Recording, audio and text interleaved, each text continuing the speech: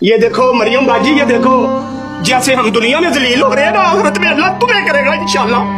इंशाल्लाह ताला मेरी दुआ है, जैसे हम दुनिया में जलील हो रहे हैं ना, आखिरत में तुम होगे जलील। और यार एक कसम खुदा की, तुम्हारे बच्चे अच्छे जाके होटलों में रोटी खाए, हम 3 दिन के गोंगलू पड़े खाए यार। लानत है यार ऐसी जिंदगी पे यार, क्या कर रहे हो आप लोग? रिज़्क़ कमा रहे थे, वो रिज़्क़ तो छोड़ दो कम से कम वो रिज़्क़ कमाने तो दो हमें। रिज़्क़ कमाने बिलाल भाई नहीं दे रहे, इतने परेशान है हम। गोंगलू 4 दिन हो गए पक्के है खाने पे गोंगलू। ਤੁਹਾਨੂੰ ਕੀ ਦੱਸੀਏ ਅਸੀਂ ਕਿਸੇ ਨੂੰ ਆਪਣਾ, ਮੇਰੇ ਰਿਸ਼ਤੇਦਾਰਾਂ ਦਾ ਮੈਨੂੰ ਫੋਨ ਆਇਆ, ਕਹਿੰਦਾ ਯਾਰ ਤੁਸੀਂ ਕੀ ਕਰਦੇ ਪਏ ਜੇ?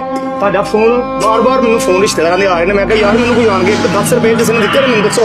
ਹੁਣ ਇਹਨੂੰ ਮੈਂ ਪਾਲਿਆ, ਦੀ ਜ਼ਿੰਮੇਵਾਰੀ ਮੇਰੀ ਹੈ। ਇਹਨੂੰ ਮੈਂ ਜੰਮਿਆ, ਇਹਦੀ ਜ਼ਿੰਮੇਵਾਰੀ ਮੇਰੀ, ਮੇਰਾ ਫਰਜ਼ ਹੈ, ਮੇਰੀ ਬੇਗਮ ਹੈ, ਮੇਰਾ ਫਰਜ਼ ਹੈ। ਮੈਂ ਆਪਣੀ ਇੱਜ਼ਤ ਬਮਾਲ ਕਰਨਾ, ਮੈਂ ਪਾਗਲ ਦਾ ਪੁੱਤਰ ਹਾਂ। ਮੈਨੂੰ ਦੱਸੋ ਕਿਹਦਾ ਦਿਲ ਕਰਦਾ ਜੀ ਆਪਣੀ ਇੱਜ਼ਤ ਬਮਾਲ ਕਰੇ ਯਾਰ?